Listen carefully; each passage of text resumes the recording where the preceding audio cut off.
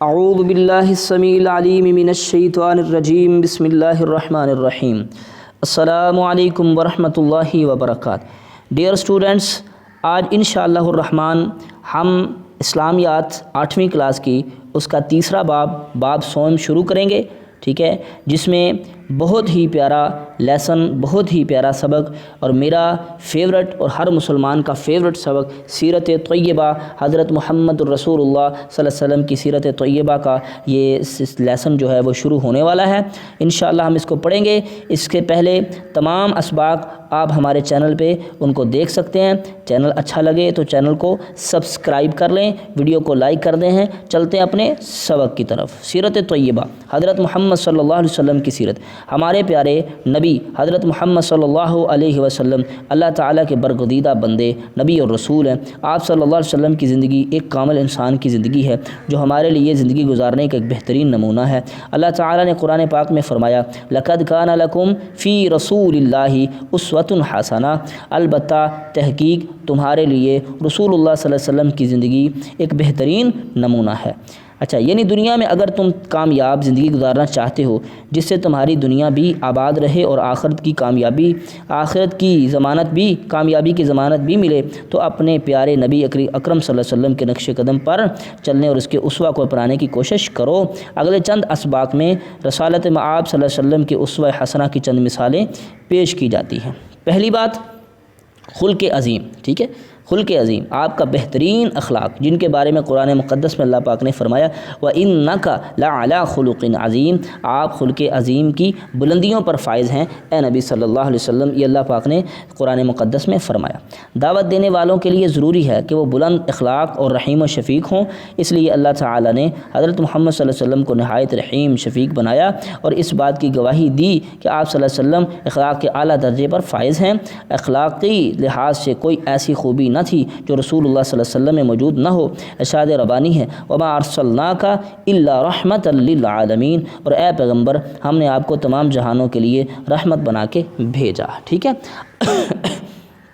اب اس کا دوسرا حصہ آ گیا، عفو درگزر، یعنی کسی کو معاف کر دینا، معاف کر دینا، درگزر چھوڑ دینا اپنی بات۔ ایک آدمی رسول اللہ صلی اللہ علیہ وسلم کو قتل کرنے کا ارادہ کیا، لیکن آپ سے مرعوب ہو کر، یعنی رعب اس پر طاری ہو گیا، تلوار اس کے ہاتھ سے گر پڑی۔ آپ صلی اللہ علیہ وسلم نے وہ تلوار اٹھائی۔ اب آپ صلی اللہ علیہ وسلم اسے قتل کر سکتے تھے لیکن آپ نے اسے معاف فرما دیا۔ رسول اللہ صلی اللہ علیہ وسلم کے چچا حضرت حمزہ رضی اللہ تعالیٰ عنہ کا قاتل وحشی مسلمان ہو گیا، آپ نے اسے کوئی سزا نہ دی، ٹھیک ہے، کوئی سزا نہ دی اور صدق دل سے معاف فرما دیا۔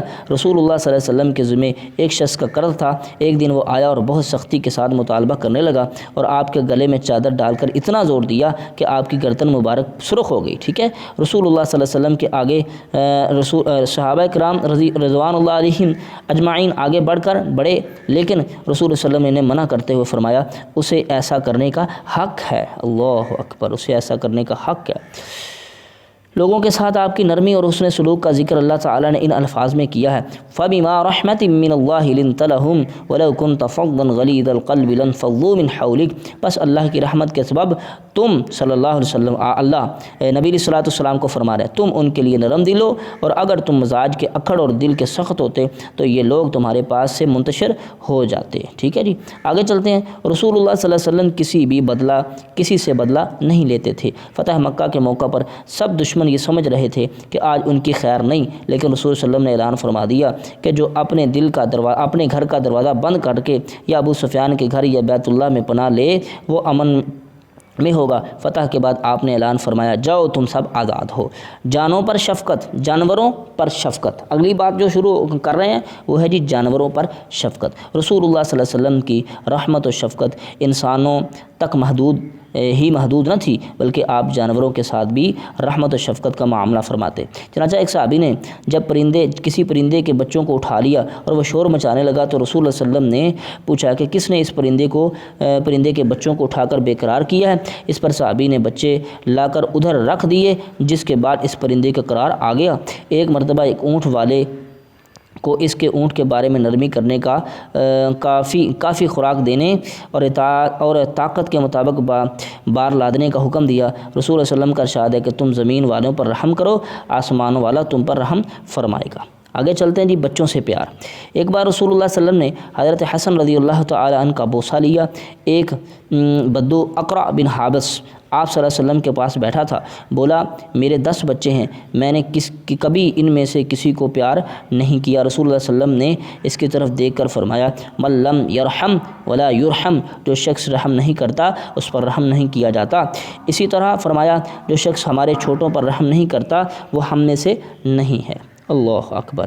اب جلدی سے اس کی مشق کو بھی حل کر لیتے ہیں۔ سورۃ الاحزاب کی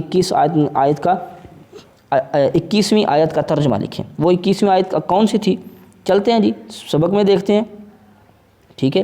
سورۃ الاحزاب آیت نمبر 21، لقد کان لکم فی رسول اللہ اسوۃ حسنہ، اس کا آپ نے ترجمہ لکھنا ہے، تمہارے لیے رسول اللہ علیہ وسلم کی زندگی بہترین نمونہ ہے۔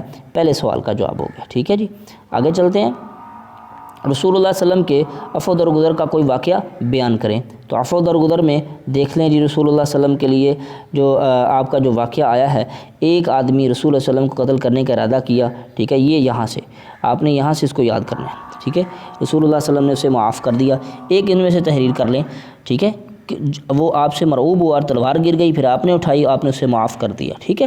تو دوسرا واقعہ حضرت حمزہ رضی اللہ تعالیٰ عنہ کے قاتل وحشی کا بھی ہے، جنہوں نے بعد میں کلمہ بھی پڑھ لیا تھا، تو ان کا بھی واقعہ آپ تحریر کر سکتے ہیں۔ رسول اللہ صلی اللہ علیہ وسلم کی جانوروں پر شفقت کے بارے میں آپ کیا جانتے ہیں؟ یہ ہم نے سبق میں بھی پڑھا کہ آپ انسانوں کی بجائے جانوروں پر بھی بڑے شفیق تھے، ٹھیک ہے۔ اونٹ والے کو کہا کہ اس کو کھانا بھی زیادہ دیا کرو، اس پر بوجھ بھی نہ لادا کرو اور زیادہ نہ لادا کرو اس کی طاقت سے بڑھ کر۔ اور پھر ایک صحابی نے بچے جو ہے ایک چڑیا کے بچے اٹھا لیے، تو اس کو بھی کہا کہ اس کو پریشان نہ کرو، اس کے بچے واپس رکھ دو۔ تو اتنی شفقت کرتے تھے آپ جانوروں پر بھی۔ من لم یرحم ولا یرحم، اچھا لا یرحم، تو اس کا ترجمہ کیا ہے؟ جو نہ رحم کرے گا اس پر رحم نہیں کیا جائے گا۔ من لا یرحم، جو رحم نہیں کرتا اس پر رحم نہیں کیا جاتا، ٹھیک ہے جی۔ آگے چلتے ہیں، خالی جگہ پر کریں۔ تم زمین والوں پر رحم کرو، آسمان والا تم پر رحم کرے گا، یہاں پہ آئے گا آسمان والا، ٹھیک ہے۔ فتح مکہ کے موقع پر آپ صلی اللہ علیہ وسلم نے اعلان فرمایا جو تم سب جو ہے وہ تم کو معاف کر دیا، ٹھیک ہے، معاف، جو تم سب آزاد ہو، ٹھیک ہے۔ رسول اللہ صلی اللہ علیہ وسلم نے اپنے چچا حضرت حمزہ کے قاتل کو معاف فرما دیا، ٹھیک ہے۔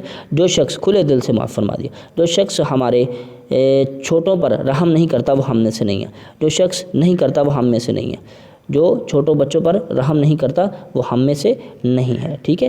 تو یہاں سے آج کا جو سبق ہے سیرت کا پہلا جو سیگمنٹ حصہ وہ ہم نے پڑھ لیا، اس کی مشق بھی کر لیا الحمدللہ۔ اب انشاءاللہ ہماری ملاقات ہوگی آئندہ سبق میں، تب تک لیے آپ مجھے اجازت دیں۔ اگر ویڈیو اچھی لگے تو چینل کو سبسکرائب کر لیں۔ اللہ حافظ۔